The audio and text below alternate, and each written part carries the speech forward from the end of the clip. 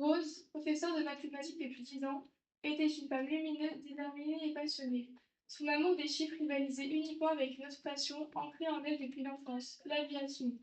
À chaque avion qui fendait le ciel, elle levait les yeux, rêvant de prendre un jour les commandes d'un de ces mastodontes.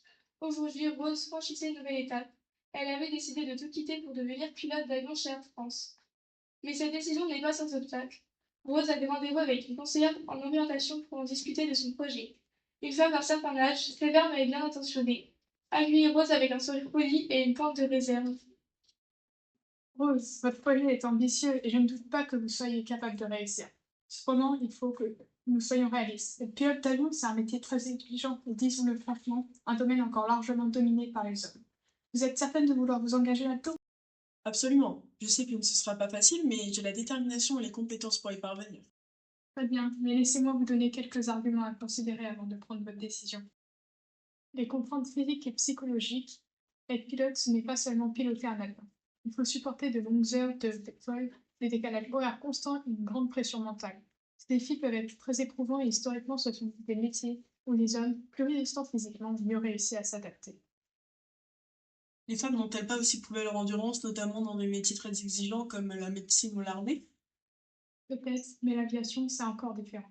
Le poids des responsabilités. Imaginez-vous à être seul à prendre des décisions en cas d'urgence avec des centaines de passagers à bord. Vous avez la tête froide, mais ce sont des situations où il faut une autorité naturelle qui n'est pas très bien perçue.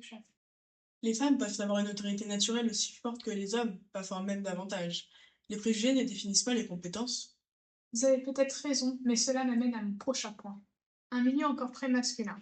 Peu de femmes percent dans ce domaine et celles qui y arrivent doivent souvent affronter des remarques sexistes ou un manque de reconnaissance. Vous êtes constamment confronté à la nécessité de prouver votre valeur, ce qui peut devenir décourageant à la longue. Je ne vois pas pourquoi je devrais être découragée par des préjugés. Je suis prête à me battre si c'est nécessaire. Enfin, n'oubliez pas que ce choix pourrait avoir un impact sur votre vie personnelle. Les pilotes sont souvent absents de chez eux, ce qui complique la vie de famille. Ce n'est pas toujours compatible avec les attentes qu'on a de la femme en société. Et les hommes pilotes, eux, ne sacrifient pas leur vie de famille? Ce genre de discours ne fait que renforcer les inégalités. Alors Rose, tu as l'air plus sérieuse que d'habitude. Mauvaise journée? Dis donc que j'ai eu un entretien dissuasif. Ah, laisse-moi deviner. Une de ces conseillères qui pense que les cockpits sont faits pour les hommes? Exactement. Elle m'a sorti tous les clichés possibles, physiquement trop exigeante, trop de responsabilités, un milieu trop masculin, et bien sûr, le grand classique, la vie de famille qui en souffre. Ah, celle-là, je l'ai entendue des dizaines de fois. Comme si nos collègues masculins n'avaient pas de famille eux aussi. Ce qui m'énerve le plus, c'est qu'elle disait ça comme si elle voulait me rendre service, me protéger, comme si en tant que femme, j'étais forcément plus fragile ou moins capable. Écoute-moi bien, Rose. Ce genre de discours, tu vas l'entendre encore et encore. Mais si tu es là dans ce cockpit, c'est parce que tu en as le potentiel. Peu importe ce qu'ils disent, seul ton travail prouve ta valeur ici. Tu veux être pilote chez Air France, alors prouve-le et fais en sorte qu'ils ne puissent plus jamais douter de toi. Oui, et toi, comment as-tu surmonté tout ça? En me concentrant sur une seule chose, voler. Pas sur ce que les autres pensent. Pas sur les obstacles qu'on veut me mettre, juste sur le ciel, le manche dans mes mains et mon objectif. Chaque vol était une preuve que ma place était ici. Allez, montre-moi ce que tu veux. Tu prends les commandes. D'accord. Un entrepôt de cargaison à l'aéroport d'Air France.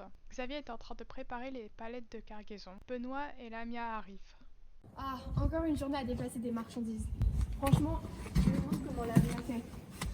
Franchement, ce n'est pas un travail pour une femme. Qu'est-ce que tu veux dire par là? La mienne est tout aussi capable que quelqu'un d'entre nous.